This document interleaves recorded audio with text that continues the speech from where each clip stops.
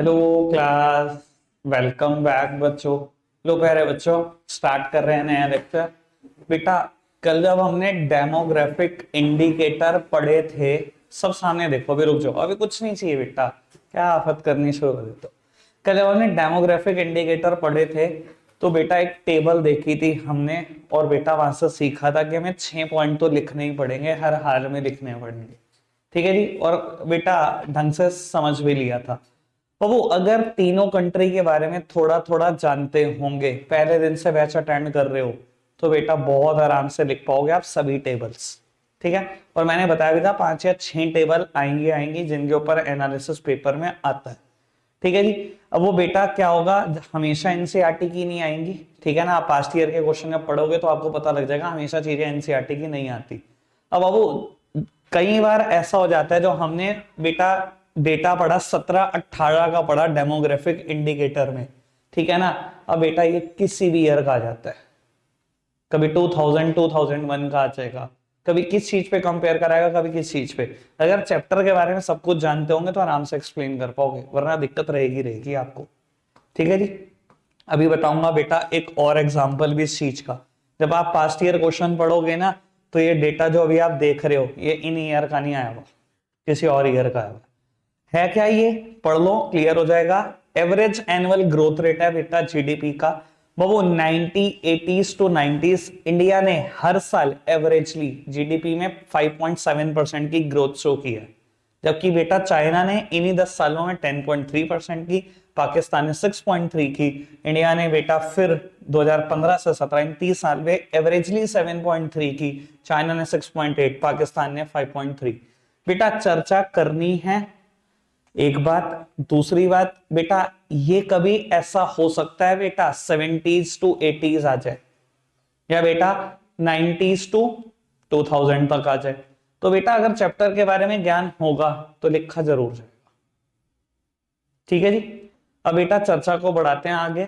बेटा कितने पॉइंट लिखने चाहिए मुझे एटलीस्ट, मैं 6 बातें करूंगा यहां पर बेटा। कि इंडिया का डेटा, इंडिया का GDP averagely per annum basis पे 5.7% से क्यों ग्रो कर रहा था।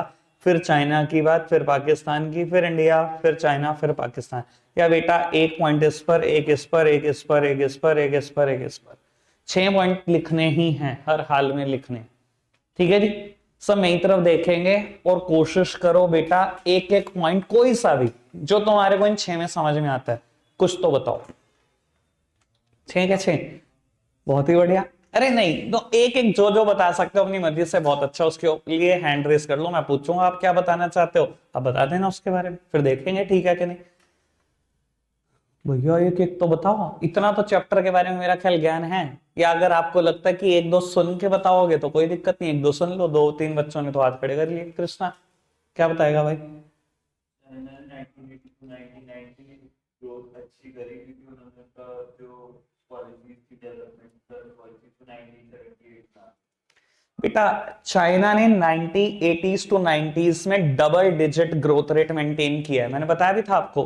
और बेटा ये डबल डिजिट ग्रोथ रेट कोई एक दो साल का नहीं था, एवरेजली 10 के 10 साल। ऐसा हो सकता है ना किसी साल 13% रही हो तो किसी साल 7 रही हो, एवरेज आ गई वो 20, एवरेज आ गई वो 10, कुल मिला के 20 डिवाइडेड बाई 2। पर 10 के 10 साल double digit growth rate maintain करना इज नॉट अ जोक। और ये ऐसा क्यों हुआ, क्योंकि बेटा उन्होंने इकोनॉमिक रिफॉर्म्स, यानी कि वो जो एलपीजी वाली पॉलिसी है, इंडिया ने तो 1991 में इंप्लीमेंट करी। कल आपने पढ़ा था उन्होंने 1978 में ही शुरू कर दी थी। ठीक है ना। उनका इंडस्ट्रियलाइजेशन पे फोकस बेटा 1958 में स्टार्ट हो गया था जीएलएफ कैंपेन में, याद है आपको। तो ये बेटा आफ्टर इफेक्ट नजर आ रहा है। मैंने क्या बोला, चैप्टर पढ़ लो तरीके से, आप लिख के नहीं आओगे इसको मैं मान नहीं सकता। ये आफ्टर इफेक्ट है, समझ में आई बात? इतना लिख दो, टीचर आपका फैन ना हो तो देखूं मैं अभी।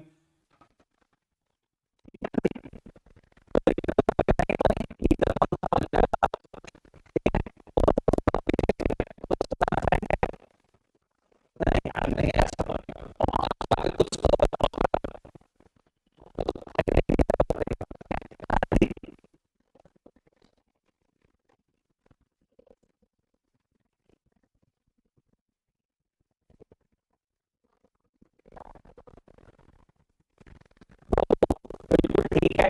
तो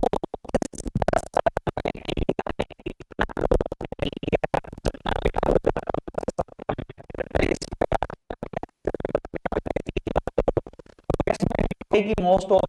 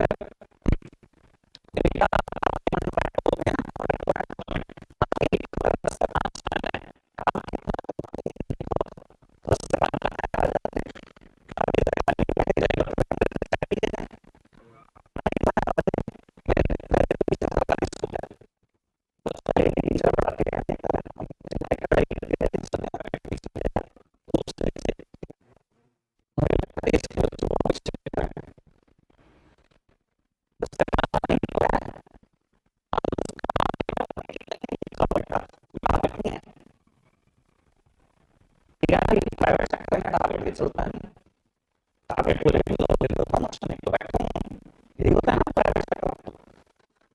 तो यहाँ पर इतना सही है, हमारे रिफॉर्म के हमने 1991 में बेटा इकोनॉमिक रिफॉर्म करे, पर बेटा आप मानोगे बहुत ज्यादा इकोनॉमिक रिफॉर्म के इफेक्ट हमें 2010 के बाद में चले।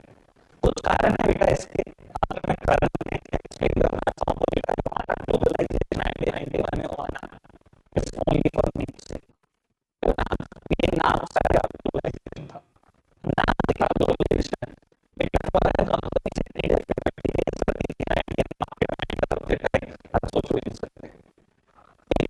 गूगल पे स्टैक है, कभी डाल कर देखना, मैं आपको बता रहा हूँ दूसरी बार बीएसटी के बीच में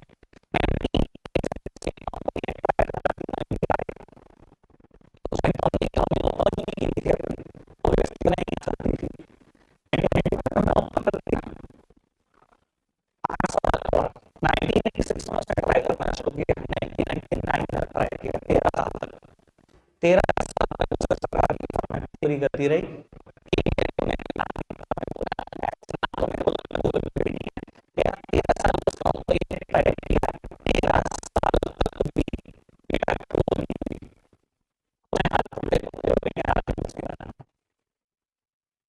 तो बेटा जब ग्लोबलाइजेशन था नाम स्टार्ट करा था, सही मायने में ग्लोबलाइजेशन होना शुरू हुआ क्या बेटा 2010 के बाद होना शुरू हुआ, जब आपने कंपनी पूरी तरीके से कमिट कर दी थी, ऐसे बोले आउटपुट्स बनाओ गई थी, तो बेटा ये आफ्टर में बात करना शुरू कर, ठीक है ना, कोई दिक्कत तो नहीं।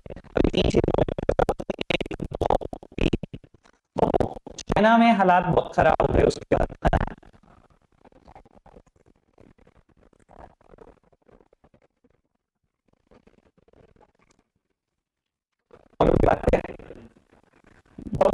नहीं वो पाकिस्तान में स्टेबिलिटी नहीं है बेटा।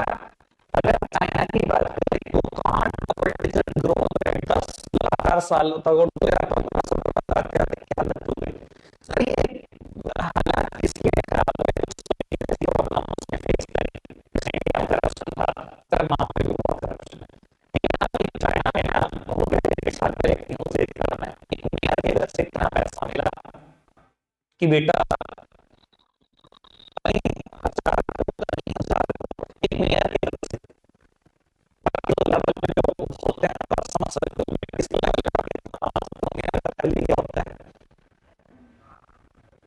पीएम प्रेसिडेंट का लेवल सुना है,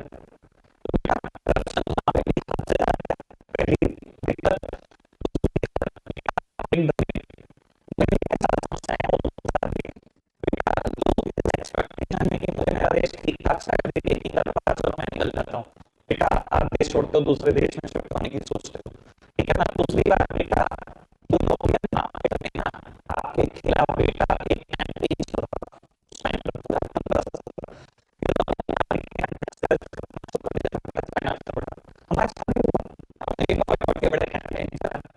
बात अलग है कि हमारे देश में सबसे सस्ता क्यों है। हमें तो लगता है बेटा सस्ता खरीदो तो इसकी कोई बात ही नहीं है, ठीक है ना।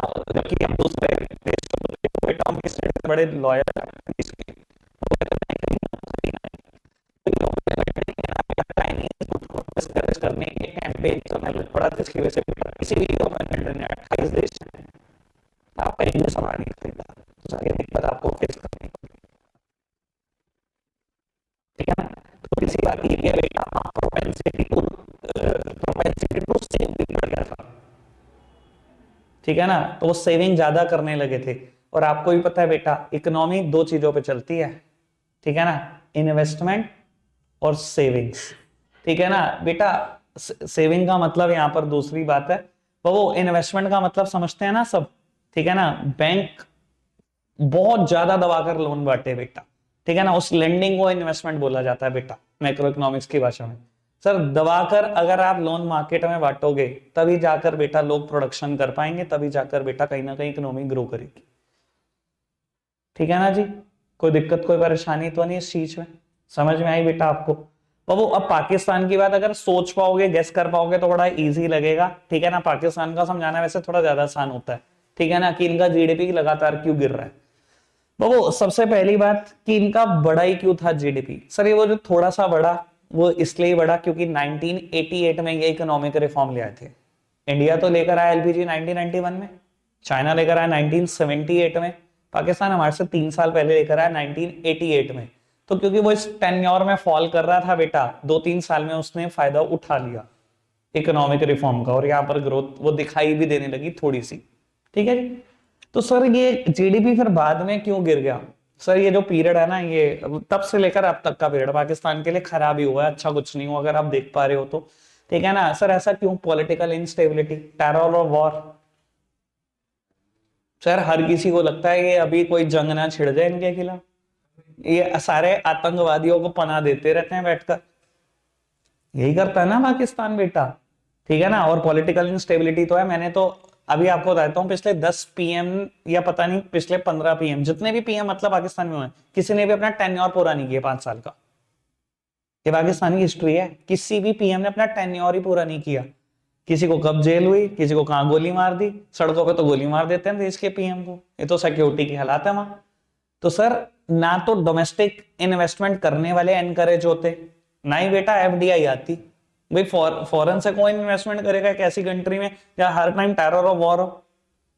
तो बेटा अगर इन्वेस्टमेंट ही नहीं आ रही है तो बेटा कैसे बढ़ेगा जीडीपी। कोई प्रोडक्शन में पैसा ही नहीं लगा रहा तो जीडीपी बढ़ेगा कैसे, गिरेगा ही तो जीडीपी। समझ में आई बेटा बात, सारी बात समझ में आई।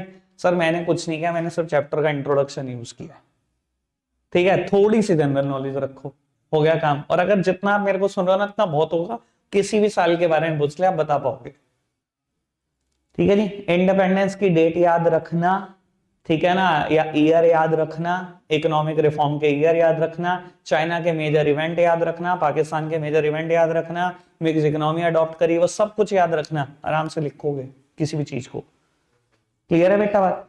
वो एक टेबल और जिसपे हम चर्चा करेंगे, और एक चीज और बेटा, ये सभी स्टैट्स याद करने हैं।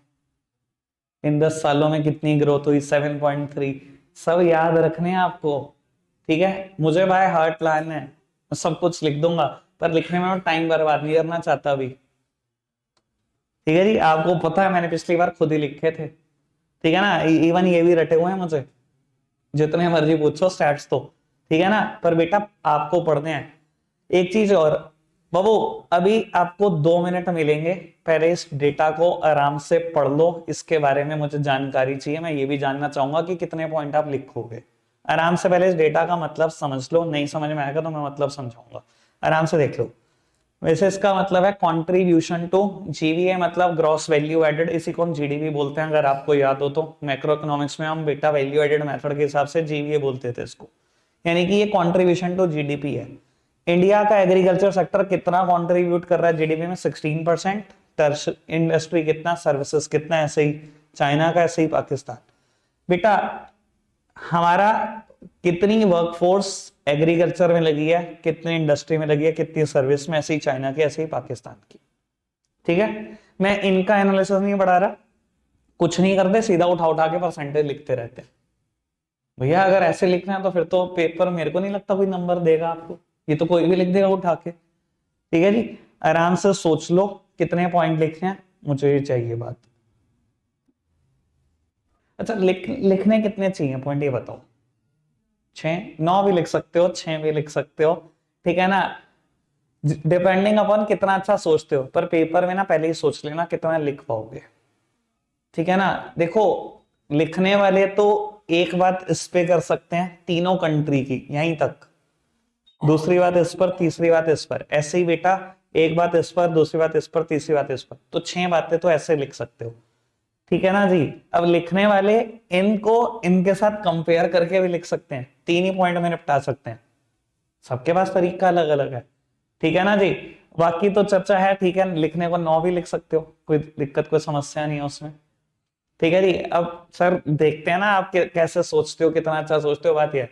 ठीक है ना, एक पॉइंट जो मैं बताना चाहता हूं, जो लिखना ही लिखना है, हर हाल में लिखना है, और बल्कि 2 बताऊंगा, एक अभी बता रहा हूं, एक लास्ट में बताऊंगा, पहले आप सबका सुन लेंगे। ठीक है ना जी, एक बात जो मैं बताना चाहता हूं, बेटा सिर्फ इसको फोकस करो, तीनों की तीनों कंट्री ने बेटा कहीं ना कहीं आप मानोगे स्ट्रक्चरल ट्रांसफॉर्मेशन शो किया। कहां हमारा सबसे ज्यादा कंट्रीब्यूशन एग्रीकल्चर से आता था।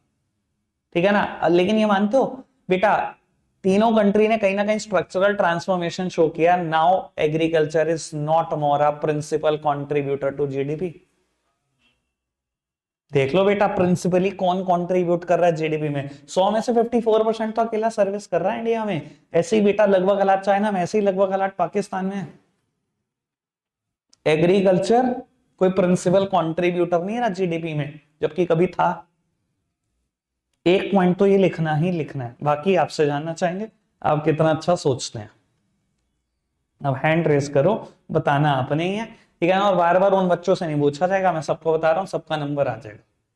ठीक है जी, चलो छोड़ो हाथ उठाओ ही ना भैया, मैं पूछ लूंगा अपने आप ही। यार ये तो तरीका नहीं है ना ऐसे तो। सृष्टि बताओ जी, शुरू में आसान होगा नंबर, क्योंकि शुरू में बताने के लिए बहुत कुछ है, बाद में नंबर आया तो और मुश्किल होगा।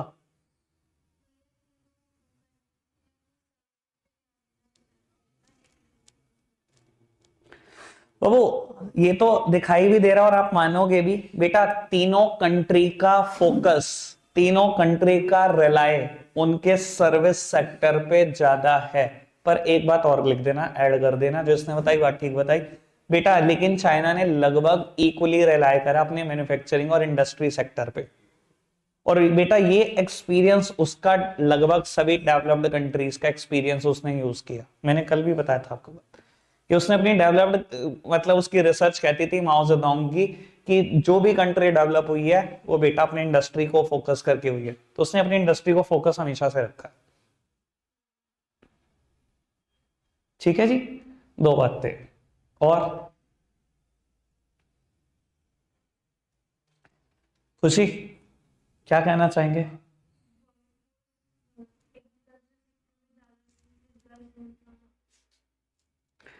बाबू ये बोल रही है कि वर्कफोर्स ना एग्रीकल्चर में ज्यादा दिखाई दे रही है, ठीक है, और हो सकता है और हुआ भी होगा, ये कुछ और नहीं, ये कहीं ना कहीं इंडिकेशन है डिसगाइज्ड अनएम्प्लॉयमेंट का।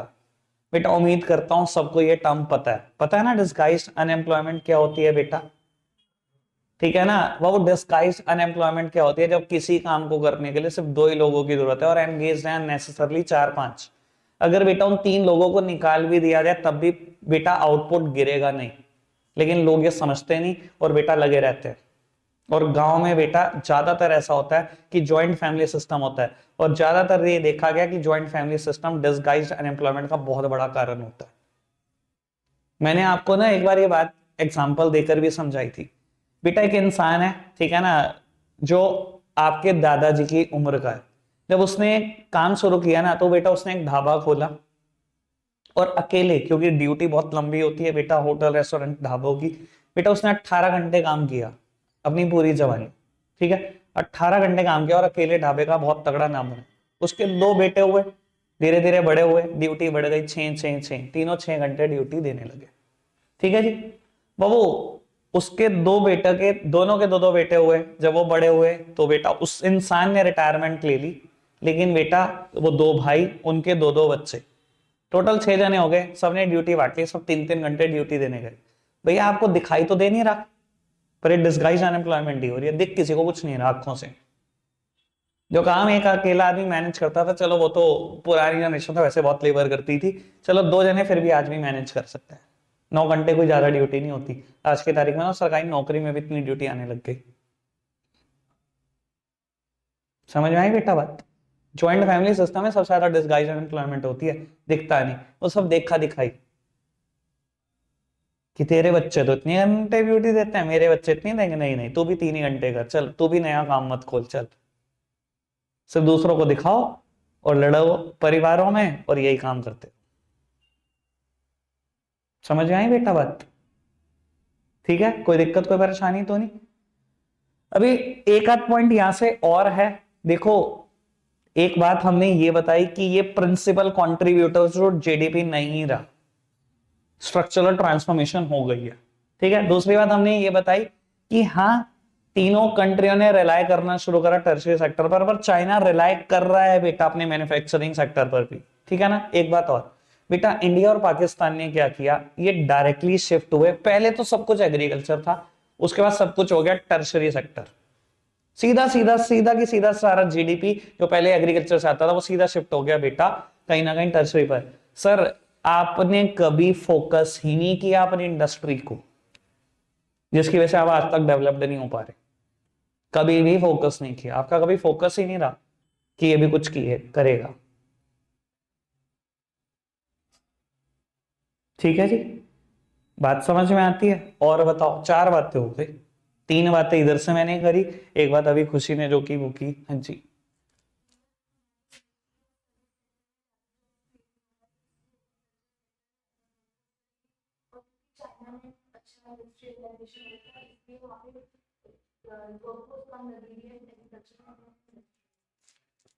बढ़िया बात। बाबू, इंडिया और पाकिस्तान को अगर देखो ना, आप सिर्फ इंडिया और पाकिस्तान ये फोकस करो बेटा, आज भी आप देखते हो आपकी बहुत बड़ी वर्कफोर्स एंगेज्ड है बेटा एग्रीकल्चर में। ठीक है ना बेटा? आप जॉब्स क्रिएट नहीं कर पाए एग्रीकल्चर के बाहर। ठीक है ना? इवन आप आउटपुट तो जनरेट कर रहे हो एग्रीकल्चर के बाद बहुत बड़ा, ठीक है ना, लेकिन बेटा जॉब क्रिएट नहीं कर पा रहे, या ऐसा कह लो people stuck in agriculture. India और पाकिस्तान में लोग निकलना ही नहीं चाह रहे एग्रीकल्चर से। ठीक है ना? और आपको बता देता हूं, जो ये बात रिद्धि ने बोली बेटा, इसी को ना हम टेक्निकली एक वर्ड से जानते हैं, और अगर आप लिखोगे तो टीचर पे इंपैक्ट अलग होगा, जॉबलेस ग्रोथ प्रोसेस। बेटा इट इज अ ग्रोथ, कोई ये नहीं मना कर सकता कि ग्रोथ नहीं है। 84% कॉन्ट्रीब्यूशन आ रहा है जीडीपी में, तो ग्रोथ तो है। क्या 84% एम्प्लॉयमेंट जनरेट कर पा रही हो? जीडीपी में कंट्रीब्यूशन बढ़ता रह रहा है, उतनी नौकरियां नहीं है, उतनी जॉब नहीं है, तो कहीं ना कहीं ग्रोथ तो है, no doubt, but it is a jobless growth process. ठीक है ना? क्लियर है बेटा बात? बस, और भी कोई पॉइंट है? ओ खैर, आप तो बताओ। हाँ, मैंने नहीं बताया कुछ भी, आप बाबू इतने सियाने हो, क्या करें आपका। ठीक है ना, सब कुछ आप ही तो बताते हो। ठीक है ना? अच्छा, ये मानते हो कहीं पर भी बैलेंस नहीं है? इधर देख लो, इधर देख लो, बैलेंस्ड कहीं नहीं है कुछ भी। ठीक है ना सर? बैलेंस्ड इकोनॉमी कोई भी नहीं है अगर आप ढंग से देख पाओ। ठीक है ना सर? एक इकोनॉमी को आप तब बैलेंस कह सकते हो जब सभी सेक्टर इक्वली कंट्रीब्यूट करें। भैया 30-30-30 कर लो, 30-30-40 कर लो, 40-30-30 कर लो, 35-35-30 कर लो। अगर ऐसा कभी कोई कंट्रीब्यूशन दिख जाए तो हम कह देंगे growth is set to be balanced. Balance growth है? कोई कंट्री बैलेंस नहीं है, कोई भी कंट्री। कहीं ना कहीं बेटा आप दिखता है, कहीं ना किसी सेक्टर के पास, किसी ना किसी इंडस्ट्री के पास कोई एज है। ठीक है जी बाबू, एक और टॉपिक बचता है सिर्फ बुक से, आज नहीं करा रहा। ठीक है ना? कल करेंगे इसको, रखेंगे आज के लिए इतना ही। Bye bye.